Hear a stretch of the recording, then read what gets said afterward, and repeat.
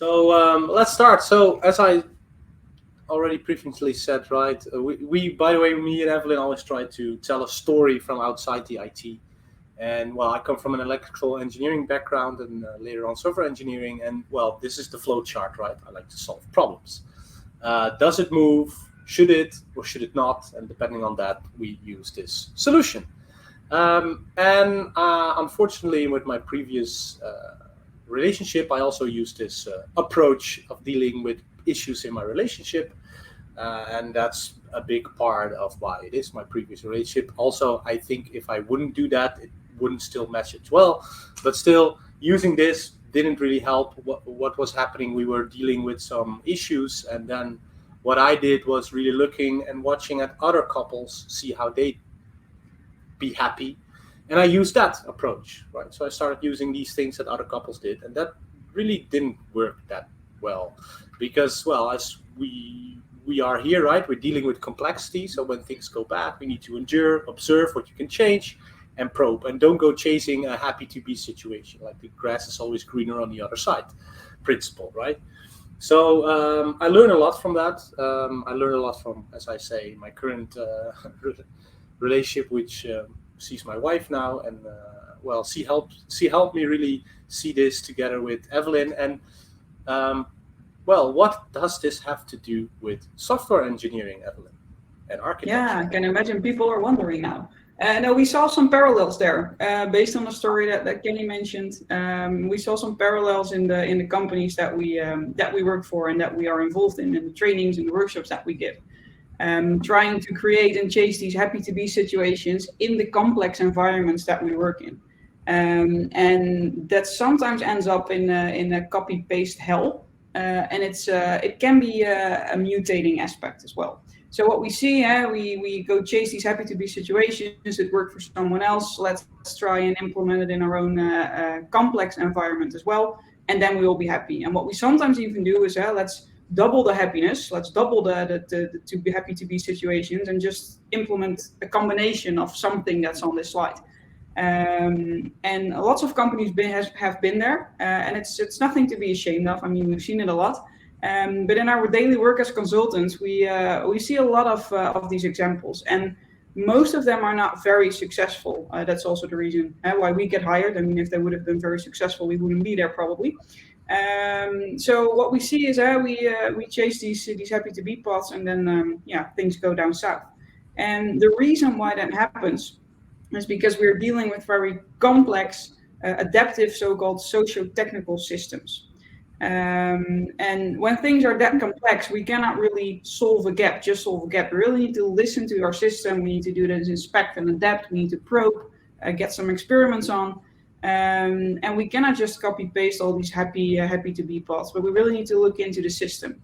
And there are three aspects that are very important in these socio-technical systems: social and technical, and that's where also Kenny and I come together very well. But the third aspect is the cognitive aspect, and there has to be a balance between all three of these aspects. Because if I make a technical decision, it will have implications for the social and the cognitive aspect. So we need to balance this, and we need to be aware of the system that we're in. We need to be aware of these three aspects and how they are balanced in our environment. So a very nice example actually of this is the open office space. Kenny, you have some experience there, right? As we all do. Yeah, so I saw this talk by Joe Wright as well, The Good, the Bad, and the Open Plan. It's a really interesting talk about the history of the open plan or open office space. So now most countries are already going back to work, and you see these farms of software developers, right? And when we speak with most developers, engineers like me, we say often it doesn't work for them, because what they did, and I've been in this myself, the company that I worked for said, okay, let's implement this, and then let's implement it how it worked for the other company. While what you see in his talk is where it was successful, the group designed it together.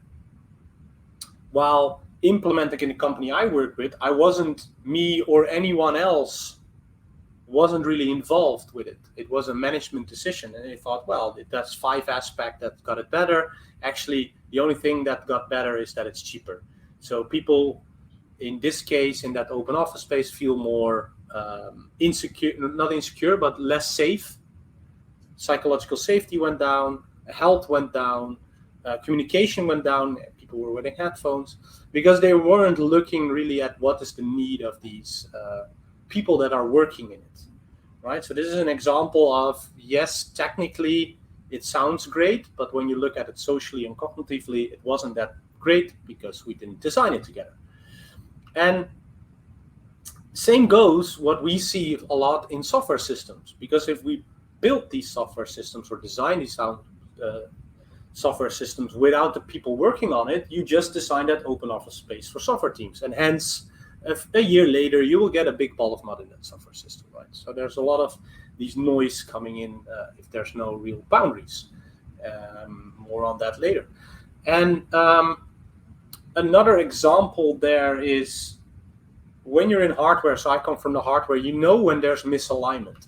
So for instance, this is the south of the Netherlands. You see over at the screen, you see a lady walking from the Netherlands to Belgium, and there's a system on it, which is the Zeeman, which is a shop, right? And then Belgium went into lockdown. So what do they need to do in the shop? They need to draw a line, right? So this is clearly visible to us that, well, the line is actually there, and we have some sort of misalignment. This doesn't really work.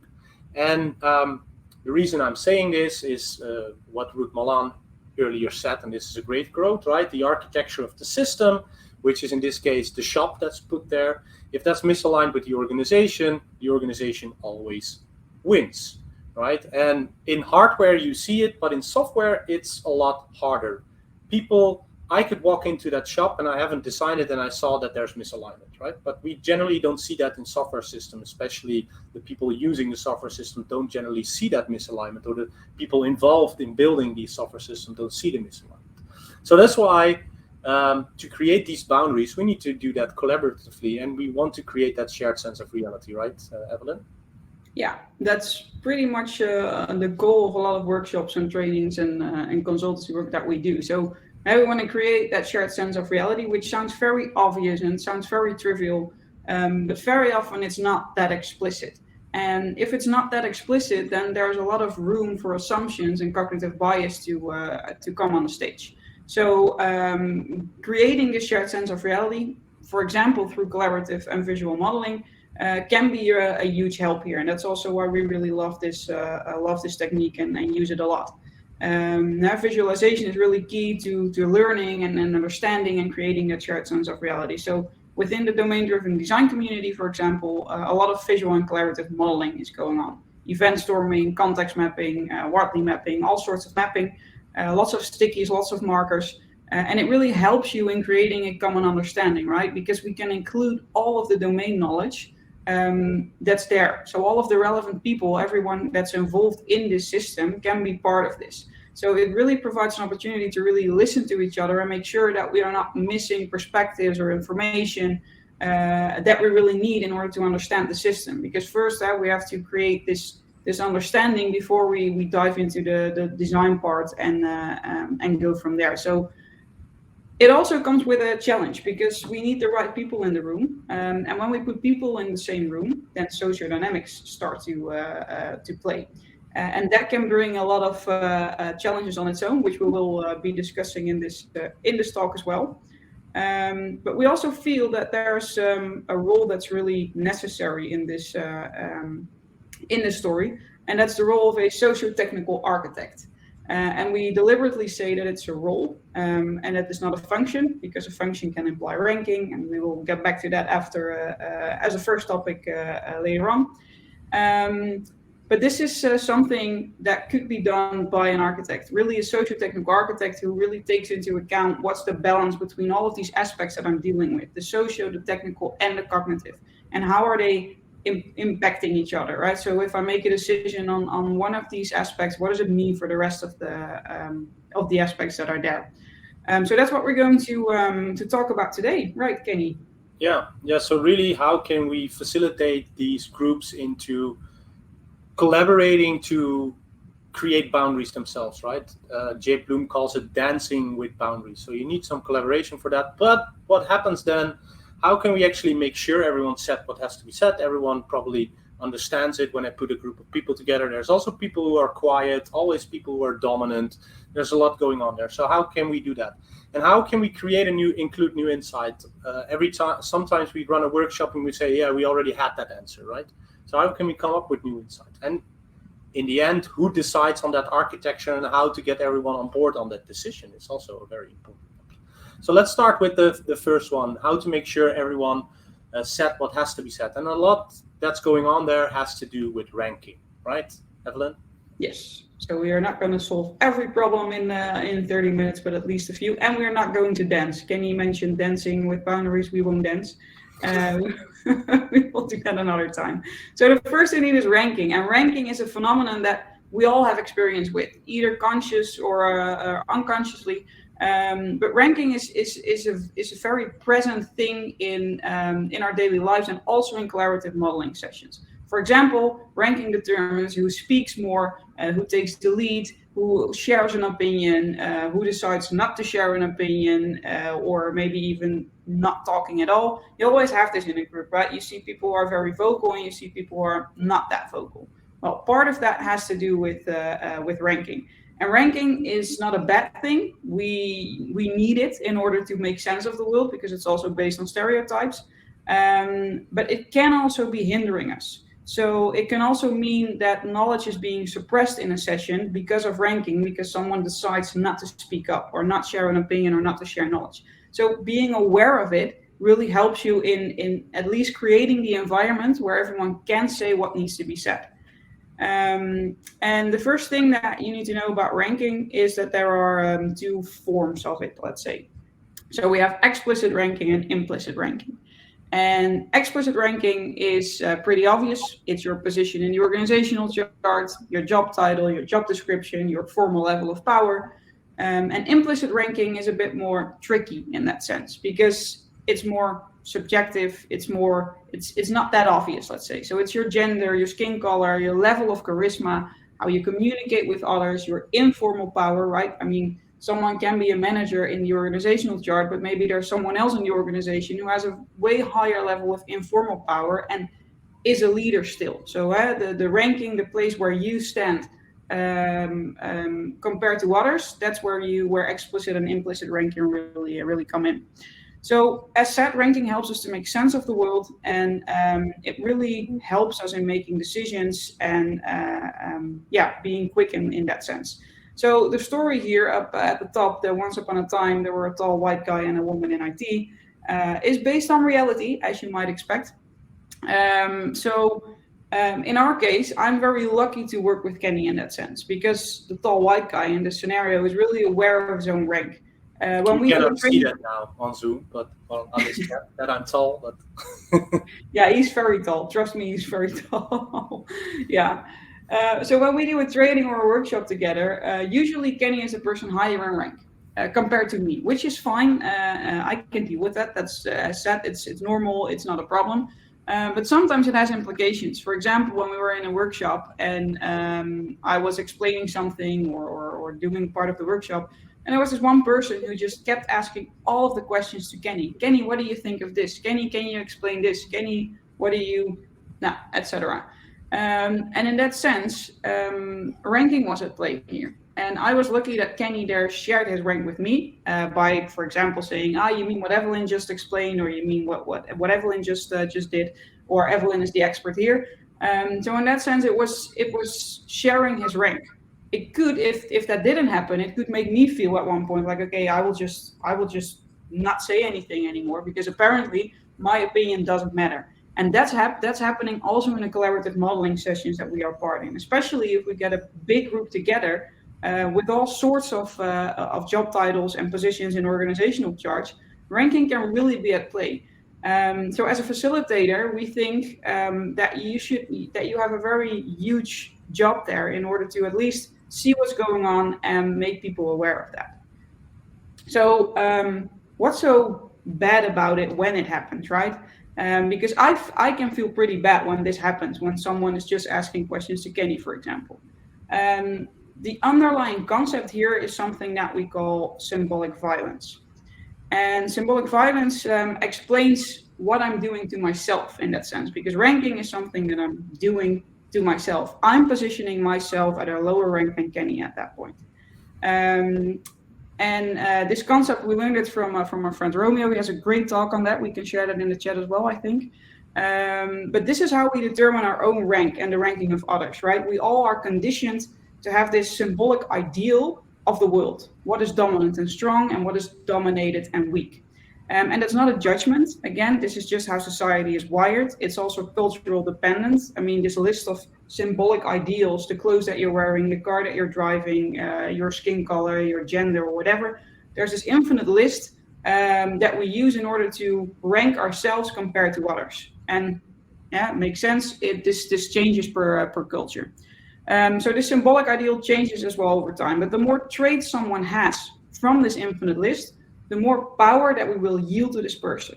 And we will also rank ourselves compared to that person. So basically, you're doing it to yourself. And that's also where the violence part comes in, because we call that hitting yourself in that sense.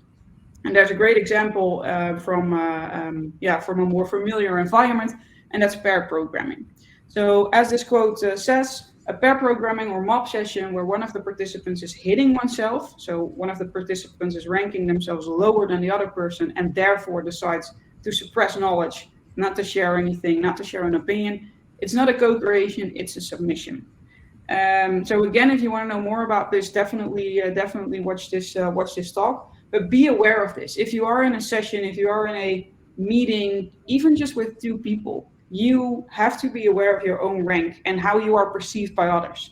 If you are aware of that, you can also use it in your advantage in that sense, because you can share the rank. You can make it safe for other people to also speak up by sharing your rank with them, asking for their perspectives, asking for their knowledge.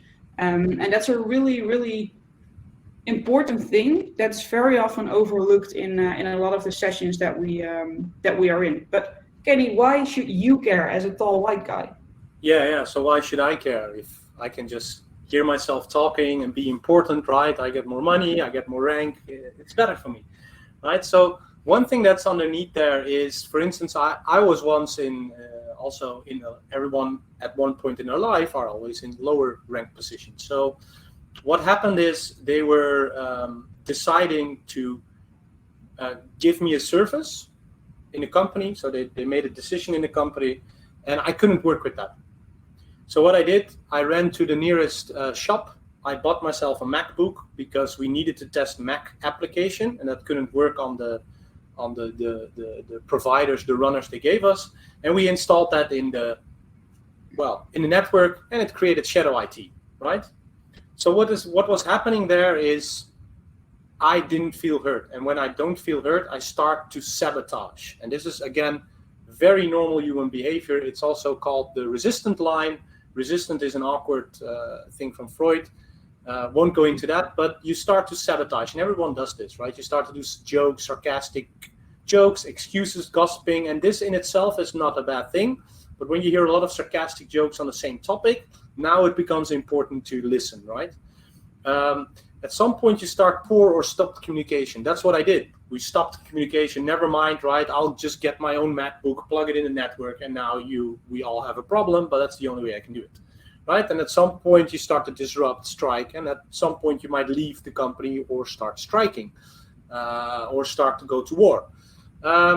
And what's underneath there is one thing, and that is every autocratic decision suppresses knowledge and wisdom and creates resistance. And that's why I should care of a person in higher rank. Because if I make decisions, and these decisions can be already real small, right? I get the questions, and I'm not letting Evelyn answer the question. That's already an autocratic decision. And now Evelyn starts doing, never mind, right? So I never get her knowledge in, because her knowledge is much more, much different, but also more, it can have more wisdom. It can add to mine, right? And also we start to collaborate instead of her stopping the communication. But this is the thing, and it doesn't mean that we can never take autocratic decision, but it's the way we take the autocratic decision that's important, right? Because what will happen at some point is that we start looking at this bird upside down, right? This bird upside down is seeing things different. And that doesn't mean they're the weird person. Well, they maybe are, but we start perceiving them as the weird person. The thing is, when you... And I don't know where this quote comes from, but those that were seen dancing were thought to be insane by those who could not hear the music. So what I see a lot in this collaborative modeling session is someone is sharing their experience and people already reject the experience. While there's a difference between understanding a person and accepting it, right? You always can understand the person, even if there's really a rough, different opinion or view. Because you never see if they hear the music and you don't, right? So as Evelyn already said, how to make sure everyone said what has to be said in these collaborative sessions. First of all, you need to own your rank. So me, if I know I have the rank, I need to own it, right? There's nothing so condescending that if you are the CEO of a company, you go up to someone who is a cleaner or someone at the administration and say, no, we're all equal. No, you're not. You decide if they can have their job or not, because you decide on the money streams, right? So also own that rank. Even though you don't like to have that rank, you still need to own it. You need to play around with it. What can I share, right? It's really important. Own it, but also share it. Like in that session, give other people the opportunity to speak or let them hear themselves, right? So that's important in this ranking. Own, play, and share your rank as a facilitator, but also as the person. If you're an architect, you're usually higher in rank. So also share that rank. Yeah. So now we got that out of the way. We got all that information. So how can we create and include new insight is the next part. And that has everything to do with the biases, right? The second part of our talk. Evelyn? Now it sounds so easy. We got that out of the way, but it's way more complex than that. But at least the concepts are there. Yeah. So cognitive bias, and I could talk about this for I think hours. I did that to Kenny already, I think. But just like ranking, cognitive bias is everywhere. I spent a few years studying them, and they are very valuable and very helpful. Sometimes they have this negative connotation, but they are very useful and very helpful. These are these mental shortcuts that help us make decisions very quickly and very effectively. Cognitive biases make sure that we don't have to deal with every single piece of information that we have to process on a daily basis. If we would have to do that, very consciously with every piece of information, that we would go crazy and we would not have time to do anything else. So this you can also see this a bit like your automatic pilot, right? In a way, but it's way more nuanced than that. So there's a system 1 and a system 2. If you've read the book Thinking Fast and Slow, you can read more about that. And that basically says that our system 1, we spend a lot of time with that, and it's fully not fully based, but there are a lot of cognitive biases there, and they help us in making sense of the world, getting through the day, making decisions, and they are very valuable. But they also can have the effect that we get stuck in ways that we already know, and that we get stuck in the comfortableness that we have in our comfort zone. So at some points it's very useful, especially when you do collaborative modeling sessions or basically any sessions with a group. It can be very useful to at one point reflect on them. Are we suffering? Are we hindered by cognitive biases? And for most parts not, but in some cases, if you need to get new ideas or whatever, then you can be hindered. So I want to briefly talk about 3 cognitive biases that we see a lot in collaborative modeling sessions, that at least you can start recognizing them from tomorrow onwards. And there are way more, but these 3 are the ones that we see a lot in the session. So the first one here is functional fixedness, and that's really about getting stuck in what you know. So it's a mental block against using something in a new way that is required to solve a problem, and it really hinders us in taking on new perspectives. For example, here what we see, the restaurant, maybe this was a consequence of the 1.5 meters distance after COVID. And there was probably one weird person, the upside down bird, that said, well, maybe we should just put different levels in the restaurant. And some people might have laughed because we all have this mental model, this mental picture of what a restaurant should look like, right? And it's not something like this. This is a bit weird at first sight. But the weird idea here led to a very useful implementation of tables in this sense. So this functional fixedness is really about getting out of what you already know. So what we very often do in our workshops, deliberately, we block some time to do something that we call model it wrong. And this is where we ask people for a time-boxed amount of time, just come up with the weirdest, craziest ideas that you know, that you can think of, and then we see what it brings us. And that's a very fun thing to do that I would definitely recommend everyone here. The second bias that we see a lot is the anchoring effect. And that has to do with the fact that we think relatively rather than objectively. We rely a lot on the first piece of information that we receive. That's basically our anchor. So someone says something, so the one who speaks first is dropping an anchor. Also relates to ranking. If you're higher in ranking, I would always advise to not drop your anchor first, because people will move towards your anchor. I have the example on the bottom. If someone walks up to you and says, hey, how long does this take for you to finish? And you would have said 3 months, but then someone else says 3 weeks. So you're moving to that anchor. And you maybe say, yeah, I think 1 month or 5 weeks. So if you drop your anchor, people will move towards that anchor. And especially if you're higher in ranking. So be very, very mindful of that. That's also why we start most of our workshops, trainings, or sessions with room for individual contribution. Post-its help a lot here. So that prevents people from starting to talk very soon and dropping anchors all around. So first have that individual contribution, and then discuss all of the contribution that is there. It also helps you to get all of the knowledge and all of the perspectives out there. And then we have a third one that we see a lot in collaborative modeling sessions, and not just there, but that's the false consensus effect. And probably it's familiar. This is the best model in the world, right? And it's about overestimating the extent in which others share your beliefs, opinions, or enthusiasm. If you've spent, and it's related to the sunken cost fallacy. Maybe someone has heard of that. I think so. If you've already spent a lot of time and effort on something, then you might get overly excited and over enthusiastic about what you did, and you think that others share that belief and that opinion and that enthusiasm as well. And if you don't check that, if you don't challenge that, if you don't deliberately let others challenge that are outside of your own bubble, then you might get into trouble there as well. So the false consensus effect, if you see people are getting stuck in their own model, in the thing that they just did, that's a signal for you that you should probably get someone to challenge that. And as an external facilitator, you can definitely do that. As said, I could talk about this for hours. We're not going to do that, but these are 3 of the cognitive biases that you could probably spot tomorrow in one of the sessions that you will be in. But we have one more topic to cover here. Yeah, so the last one is how to get everyone on board and who decides on the architecture. So one thing, now that you got all these new insights, these new wisdom, how do we actually come to a decision? And the first thing that can happen is that, well, you can have 2 solutions, right? Under or over.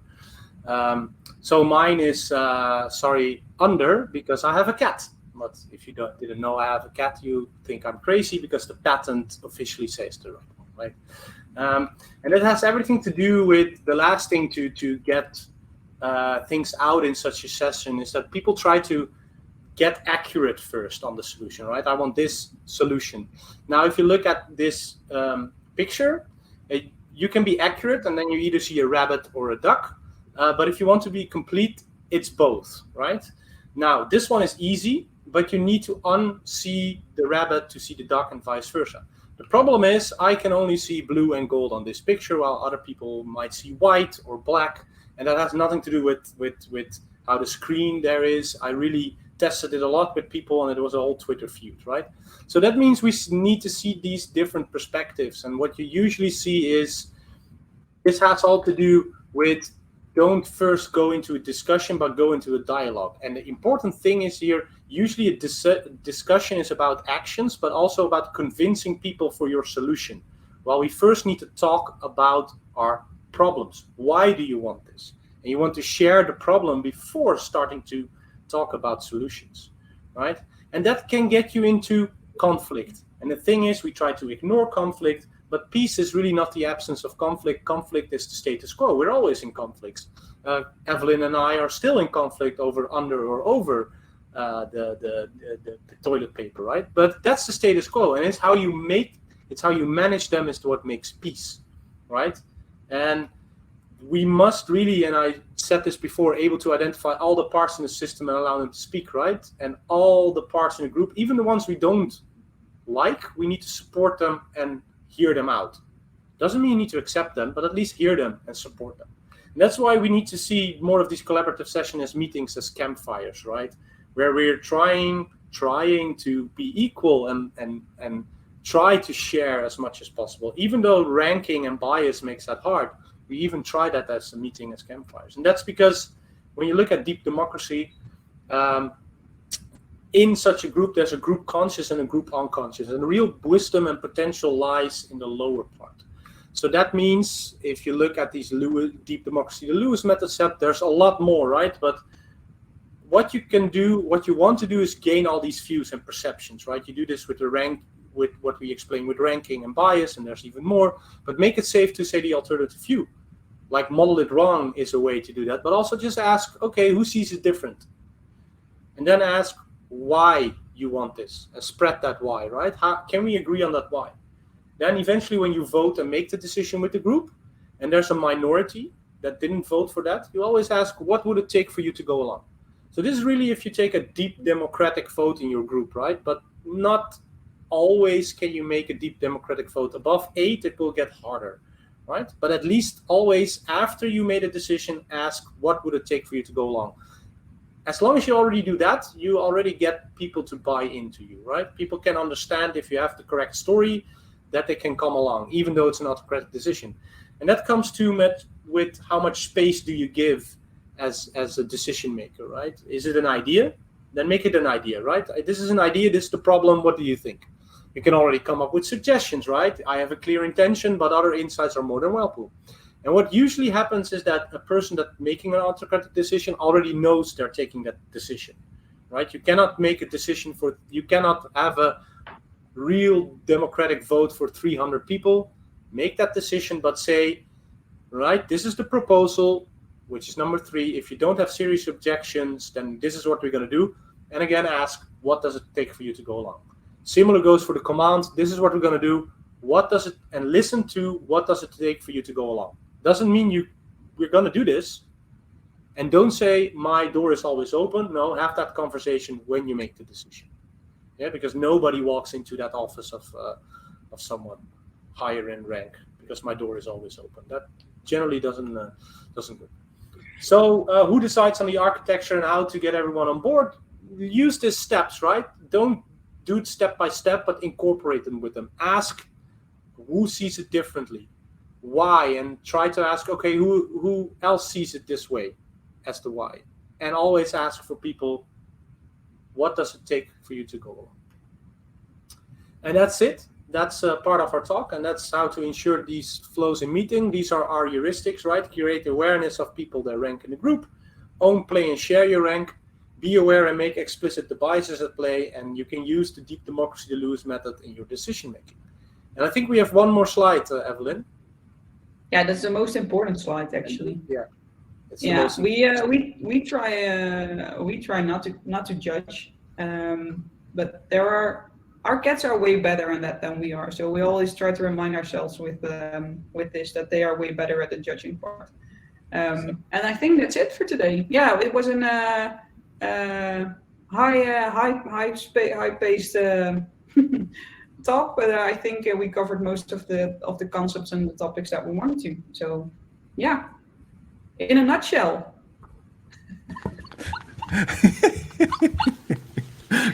Are you laughing at our cats? Yes. But which one, actually? I think the right one. So, I'll share a background story why I'm laughing. I got into training myself in nonviolent communication around 2.5, 3 years ago, like before the lockdowns began. So I had a lot of time with me, myself, and I trying to figure this out. And I really got into this abyss of oh my goodness, everybody's right. I'm judging everything, blah, blah, blah. And then my end solution was, I'm going to take our cat as a role model. This is why I was laughing. Yeah, I can imagine. It does not care. Thank you very much for the presentation. I'm going to segue in before Kristof asks something very deep and meaningful. 2 questions. One is really quick and a bit confrontational, but let's get it out there if you allow it. What does this have to do with APIs? Yeah, well, you design your APIs as well, and you want to design these collaboratively. Like software engineers, and I'm going to add into my second question. Don't also put that out there. How do you convince technical focused organizations to spend time? Because why I'm going to take my cat as a role model, why I got to that decision, because every time I get into this, but time, people, time. And even if you convince everybody about how important people are, okay, do that on a Friday evening on happy hour, but time. And so, and it's still out there, right? But I think one of the most important things there, at least from my perspective, is if the consequences are explicit and visible enough, and we also have a huge deal in there, I think, then it already helps. And especially if the conclusion is, okay, so this has something to do with the social part more than the technical part, then, but I'm not going to do that myself. Can you help? How can you help? And what's your, so then the question, the question for help usually comes there. But I mean, if the consequences are not explicit and visible and painful, then it's a very hard discussion to have.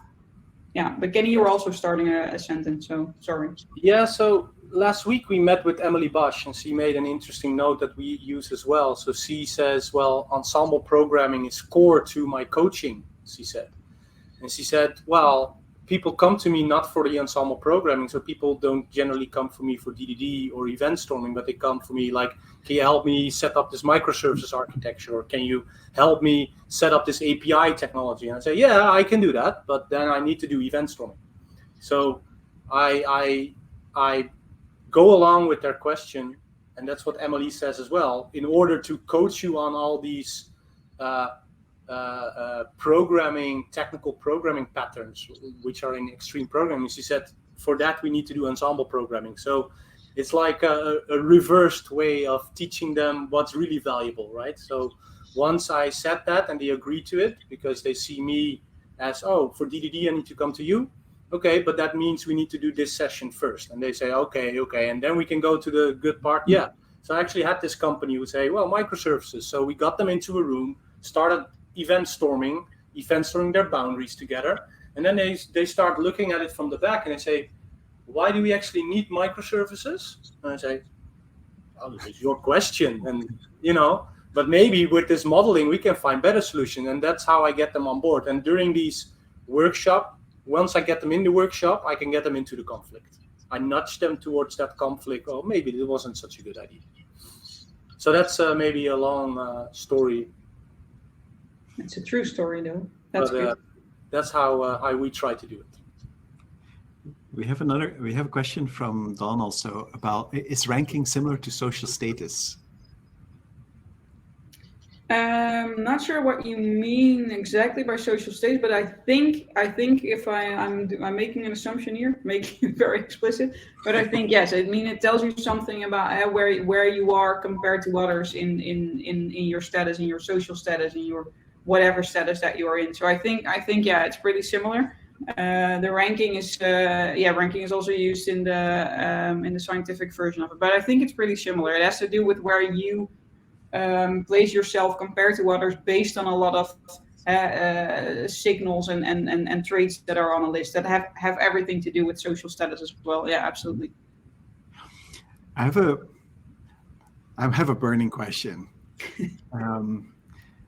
So I've been trying to. So I do this thing sometimes when I'm in a conflict, that I use vulnerability to kind of like reset the conflict.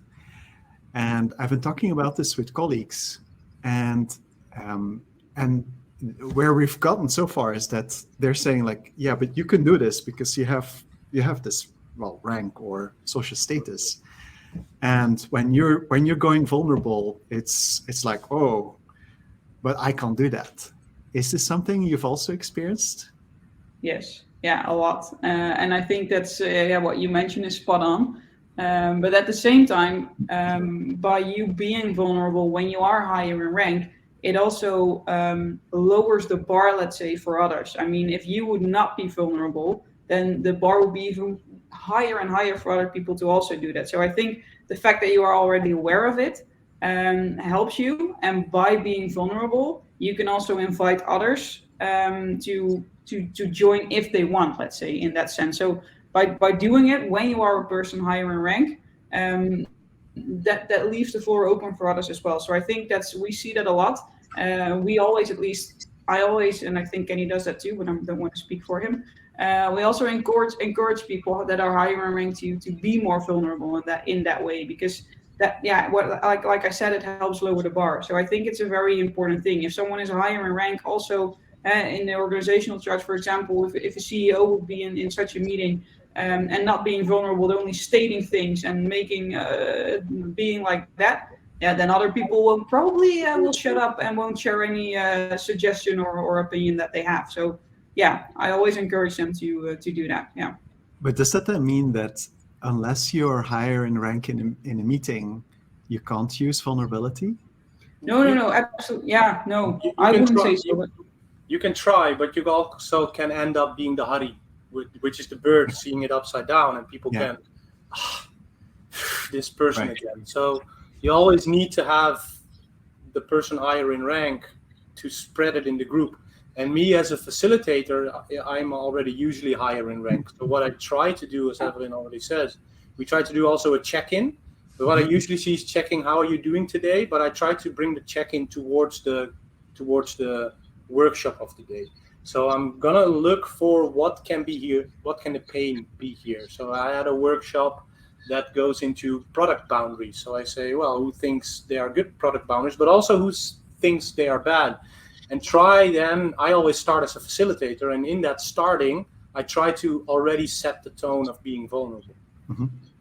Right? And I think that's important, because then I show that it's okay to be vulnerable. But then again, if you have this toxic, narcissistic CEO or leader or manager higher in ranking and he starts laughing, actually Evelyn had this once in a group, maybe you can explain it better what happened, and that was, you cannot do anything about it anymore.